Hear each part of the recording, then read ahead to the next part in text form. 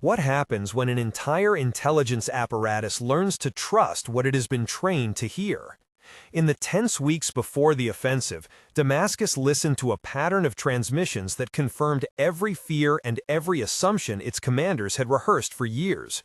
The sounds were familiar: clipped call signs, routine reports of resupply, static that matched frontline radios. It was convincing enough to move reserves, to empty bunkers, to delay counterattacks. What those commanders did not know was that the information had been constructed far from any front line by a small unit whose job was deception. In the next minutes, you will hear how a carefully layered operation of signals, documents, and visual cues turned sound into strategy. How command structures fractured under the weight of what seemed true, and why the silence that followed the breakthrough raised questions about ethics as much as it delivered victory. The valley outside Damascus was the kind of landscape that favors defense and makes offense expensive. Olive groves rolled into steep terraces, narrow tracks threaded between dry stone walls, and high ridgelines gave observation posts commanding views of any approach. The soil smelled of dust and metal after a rain. Bunkers were dug into slopes with concrete mouths facing likely avenues of advance. In winter, the winds carried the clatter of ration tins and the low rumble of distant engines. For Syrian commanders, that terrain was an asset. Fortification lines were layered into depth, reserve brigades held on roads behind natural choke points, and supply depots were hidden in old warehouses where crates rattled when trucks arrived. Locals remembered curfews and the way the sun hit a particular cistern at noon, a small calendar of routines that military planners used to predict movement. A single misread signal in that geography could amplify into a rupture across the defensive net, because resupply and timing were everything. Observers in small posts drank bitter tea, listened for engine noise, and checked maps under red light. Those mundane rituals were the scaffolding the deception would exploit. Tension rose in the weeks before the offensive. Skirmishes of artillery began to puncture nights with flares. Farmers reported convoys on secondary roads. A mortar round landed in the courtyard of a bakery and left flour and dust floating like snow. Soldiers slept in shifts, the leather of their boots softened, their appetites suppressed by anticipation. Interceptions picked up anomalous chatter. A mechanic in a repair yard mentioning a shortage of tracks, a supply officer reporting a late convoy, a radio operator noting movement toward the south. Each incident was small and plausible. Each one fed analysts who were hungry for confirmation. A municipal water main was blown and rumor filled the gap faster than facts. The Syrian staff held extra briefings. Colonel Khalid Mansour paced over maps with a cigarette stub, his jaw set. Major Sami Haddad argued for a rotation of reserves. General Naji Barakat insisted on caution. In the nerves of those days, distrust of the other side sharpened into suspicion of their own processes. Every new report was examined harder, and because the false signals mirrored expected patterns with technical skill, doubt rarely won out. Damascus trusted doctrine and repetition. Its defensive posture was built on layered fields of fire and redundant communication channels. Observation posts relayed fused reports up through regional sector commands into central command. Checkpoints, minefields, and anti-armor berms created kill zones. Resupply protocols were strict. Convoys moved at dawn, documented by serial numbers, and escorts confirmed by voice recognition on specified frequencies. Counterintelligence worked to detect infiltration but relied heavily on human confirmation of sightings and signals. That confidence was a strength and a vulnerability. It meant that when an operator intercepted a transmission reporting a maintenance schedule or a broken generator, the signal passed quickly from low level to operational planning. Fortification designs assumed that a measured cadence of logistics would be visible, and that any deviation signaled enemy activity. The doctrine of centralized command made the chain of decision fast but brittle. When multiple independent sensors all report variants of the same story, the natural response is to assume corroboration rather than collusion. This was the doctrinal gap the operation intended to widen. On the other side, the operation of deception was crafted with the same care usually reserved for engineering. Mossad planners selected a small team led by Eitan Shalev.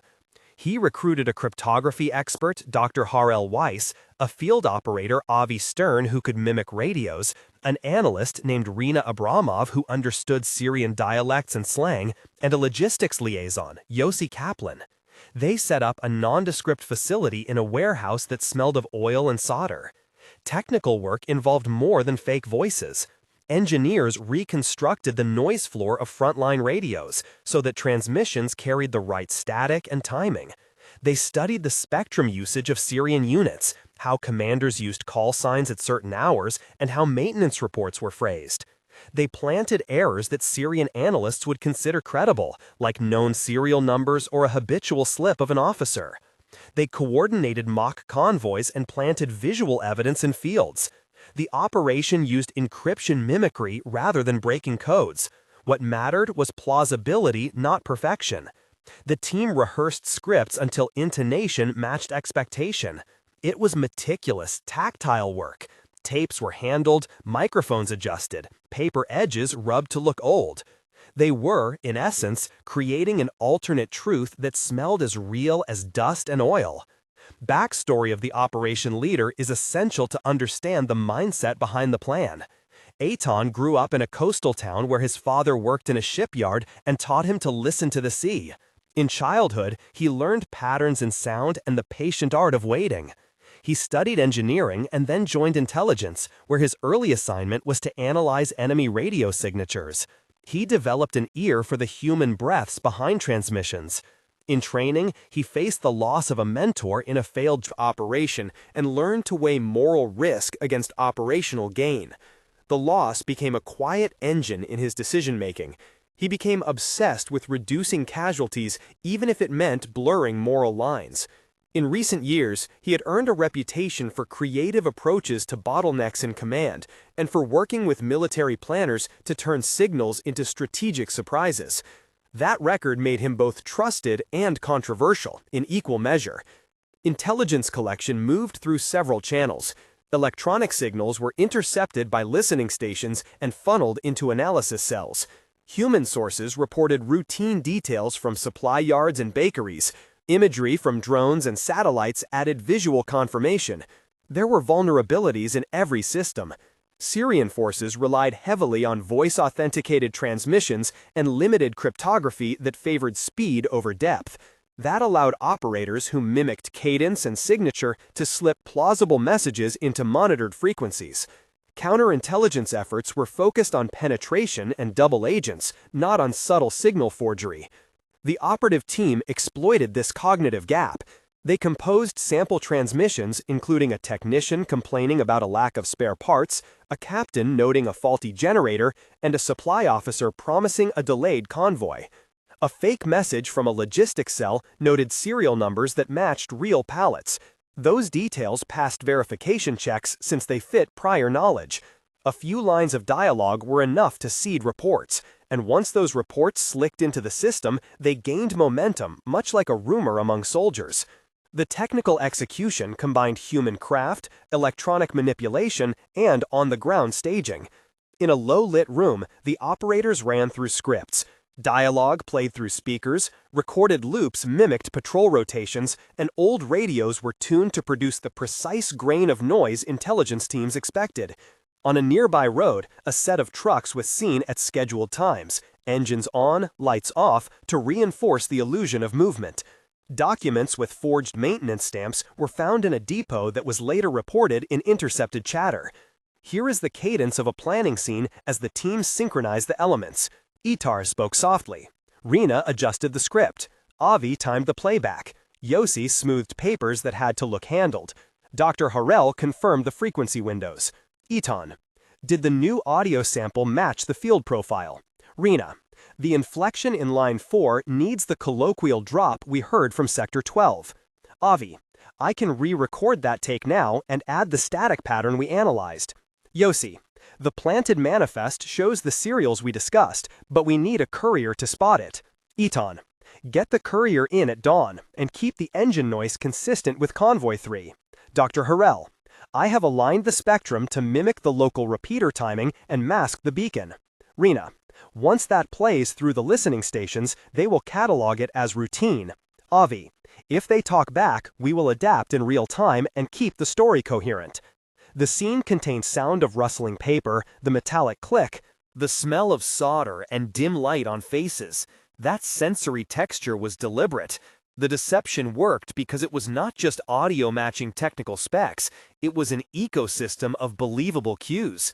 At roughly 1/3 into the timeline, the creators of the deception paused for a deliberate engagement with the audience, because understanding the human element matters. If you were surprised by the craft, you were not alone. These techniques sound like fiction until you consider their tangible effects. Which do you think had the largest consequence of this operation? The immediate battlefield advantage, the erosion of institutional trust, or the normalization of deceptive practices in wartime? Start your reply with advantage, trust, or ethics so comments can be grouped and later addressed. Your responses help inform future analysis and may prompt deeper interviews with specialists. Now back to the field where choices made under pressure decided lives. The attack unfolded with surgical timing. Syrian units moved reserves according to the planted reports. Bunkers that should have been reinforced were left thin. When the assault began, the first hours were chaotic for defenders who realized too late that their assumptions had been manipulated. In one key moment, a squad in a ridge outpost called for ammunition and was told by command to hold position because resupply was en route. They waited. The enemy arrived. The smell of cordite and burnt canvas filled the air. Communications jammed with static that sounded like normal interference but had been timed to obscure a window. Soldiers tried to relay coordinates. Command latched onto messages that fit the prearranged narrative and delayed counter-orders. In the command center, Colonel Mansour shouted over maps, Major Haddad pounded a fist on the table, and lower-level officers scrambled for reports. The ruptured trust and verification produced paralysis. That paralysis opened gaps bigger than tanks could have. 3 moments of tension stand out and demand detail. Moment 1 occurred at dusk when intelligence officers discovered an apparently authentic maintenance log tucked in a supply crate. The room smelled of diesel and fear. Papers trembled in gloved hands as analysts checked serials and cross-referenced names. For 10 minutes, every chart pointed to a single conclusion, and the decision to hold reserve units was made. Heartbeats accelerated, voices rose, and a single cue to move reinforcements stalled because the weight of corroborating detail was overwhelming. Moment 2 happened on the radio net when a patrol called in unusual vehicle movement to the south and was told to stand down pending confirmation of a maintenance convoy. The operator on duty hesitated as static 8 words. Soldiers in the valley heard engines but were ordered to conserve. A commander later wrote that the pause cost time they could not regain. The taste of dust in mouths, the scrape of gear against skin, the smell of hot metal from engines created a sensory memory of waiting that outlasted the firefight. Moment 3 unfolded in the central operation. The morning after the breakthrough, when senior leadership realized their intelligence had been manipulated. Papers lay across the table like fallen leaves. The lights burned white and cold. Faces showed a mix of disbelief and anger. An analyst begged for a recount of the verification steps. In that hour, counterintelligence reoriented towards signal forging and new protocols were demanded. The psychic cost was as large as the tactical loss. The immediate aftermath forced structural changes. Investigations were launched by Syrian command and independent panels, and the ministry demanded new standards for verification. Reforms included diversifying intelligence sources, requiring physical confirmation of critical logistics, and investing in more robust cryptography. Those were practical lessons. Analysts noted that the operation had combined social engineering with technical mimicry in a way that existing doctrines did not anticipate. International observers debated the legality and ethics of targeting decision processes rather than forces. For the victors, the operation was hailed as ingenious. For many on the ground, the cost was real and long-lasting. Across both sides, there were named actors who played specific roles. On the Mossad side, Eitan Shalev led planning, Rina Abramov provided linguistic and cultural verification, Dr. Harel Weiss designed the spectrum mimicry, Avi Stern executed field recordings, and Yossi Kaplan coordinated logistics. On the Damascus side, Colonel Khalid Mansour commanded the sector, Major Sami Haddad managed reserves, General Naji Barakat oversaw strategic decisions, Lieutenant Farah Alawi filed frontline reports, and Captain Omar Rizai operated listening posts. Secondary actors included Liat Cohen, who served as courier, General Issa Marwan, who chaired a review committee, and Professor Malik Haddad, who later wrote an analysis on spectrum warfare. Each name corresponds to choices and consequences. The ethical question hangs over the story. Was the operation justified because it minimized casualties by avoiding a pitched assault? Or did it cross a line by manufacturing consent to decisions that exposed living people to harm? The balance between tactical gain and moral cost cannot be answered in the abstract. The operation exploited predictable human behaviors within command structures. Its success demanded rethinking of how verification is embedded in doctrine. The strategic lesson for militaries is clear. Diversify sources, insist on cross-discipline analysis, and treat the spectrum as contested terrain. The human lesson is harder.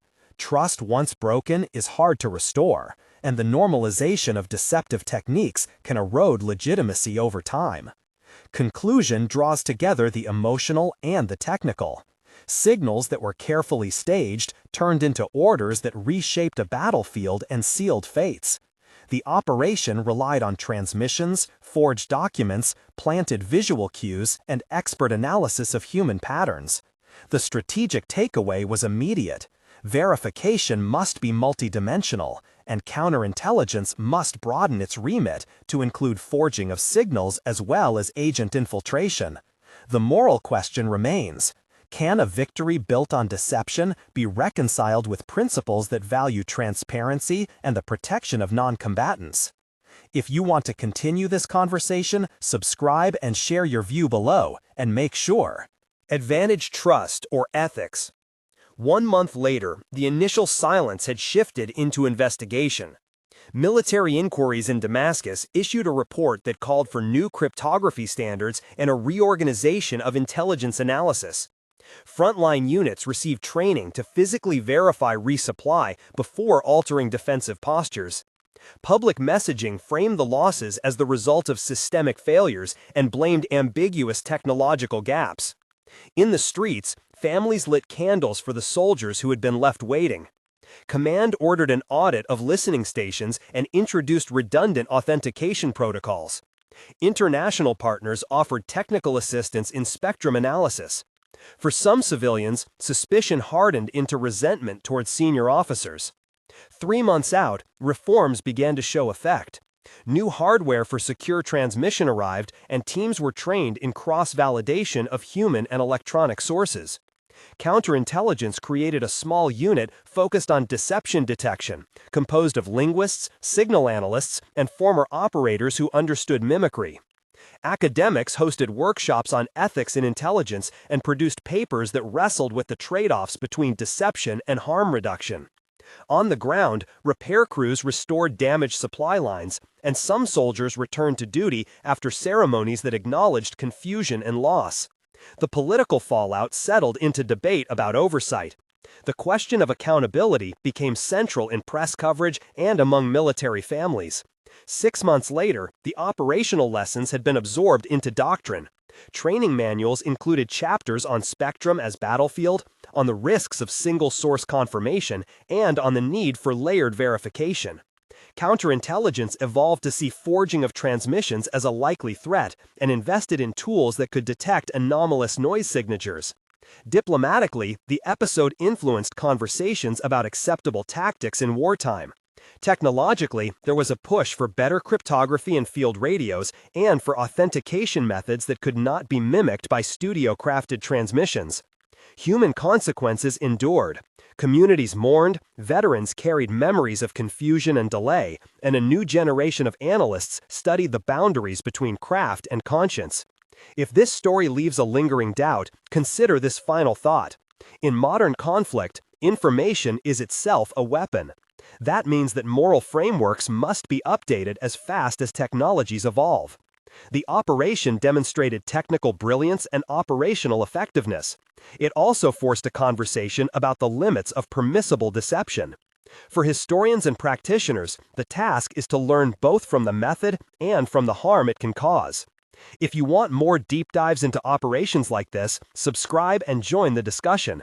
Comment now, starting with advantage, trust, or ethics, and help shape what we examine next.